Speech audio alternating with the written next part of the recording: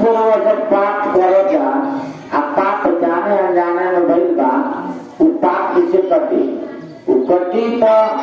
भक्ति भजन करत रहम वो पाप कटल जाए। अगर जे भक्ति भजन नहीं करत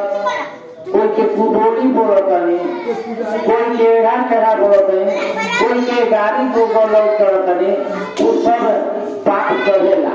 पाप करेला तो पाप कटी खुद खाती भाव करब एक लोटा जल सारा समस्या के हल बा। एक लोटा जल चढ़ाए हम महादेव जी से जो कुछ मांगे होगा वो सब मांगे। तो देखिए हम महादेव जी से गुरु बनाई बन जा, महादेव जी से जो कुछ मांगो सब मिले वाला बा, सब कुछ मिले वाला बा। तो देखिए अब हम प्रसंग छोड़ चल रहा नहीं। जब भगवान राम जब गया ने लंका में रावण के मरना, रावण के मार के जब वहां के बुलाहट आ गई कि नहीं चले के बाद चित्रगुप्त जी यही बुलाहट खाते। देखिए जितना राम जी के साथ में बानर भालू सहयोग देने बाण,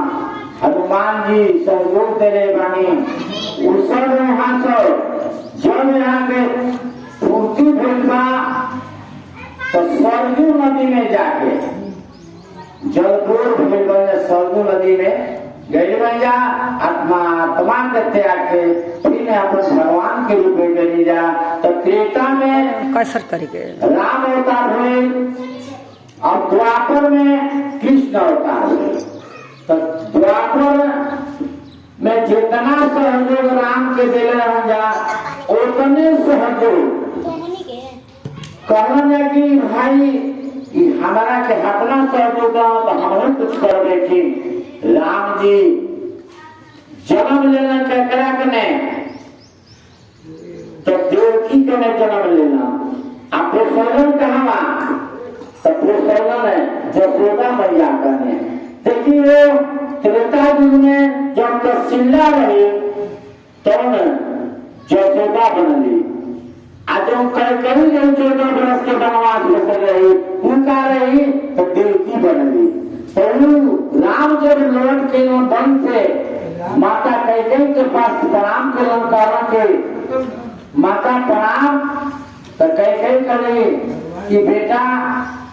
तू हमारा कहे से बहुत तू काम कैल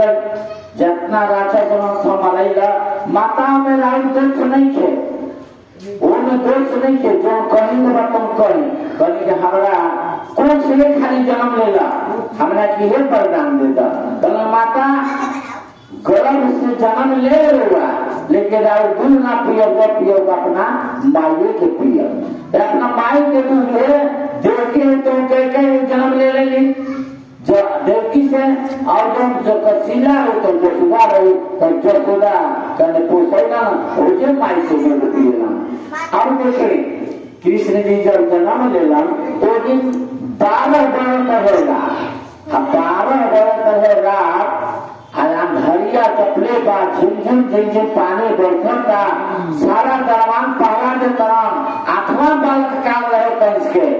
8वां बालक पैदा होकर के मारे गवा। तो एक विशाल जितना पैदा भइलन 7 गो के मान दिलन। 8वां में जब जन्म लेलन कृष्ण भगवान तो वो गौरी में वासुदेव जी लेके चलन जमुना के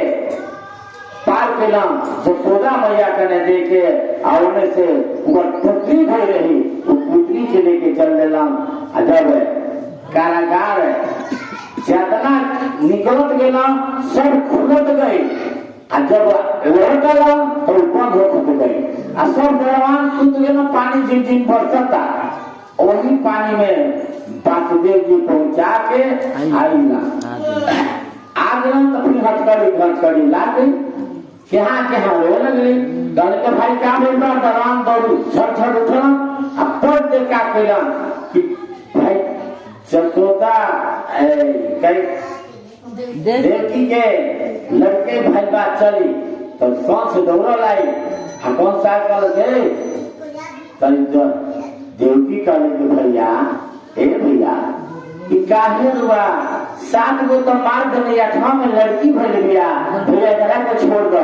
तो कौन से छोड़ दे जाए लगल तो फिर कर से एक जन्म हो गई हमरा को मार दी ओकर डर में रहे 8वां बालक काल हमरा के मार दी और देखी उ का केलस की 8वां बालक काल बा तो एकरा से लड़का हो जाए वो लड़की के छोड़ देते तो वो हमरा से मार डाले तो ओकरे उठा के गलत छीन के देवकी के कोरा में से छीन के उठा के पटकला तो उठौला तो उड़ गई आकाश में आ जब आकाश में उड़ गई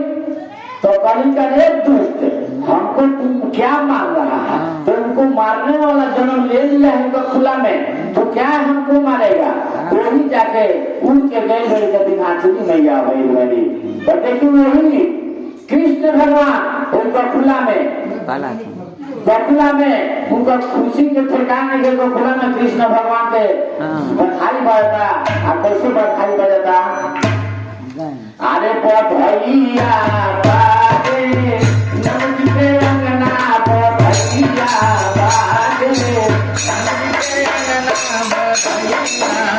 बाजे नंद के अंगना बधैया बाजे नंद के अंगना बधैया बाजे नंद के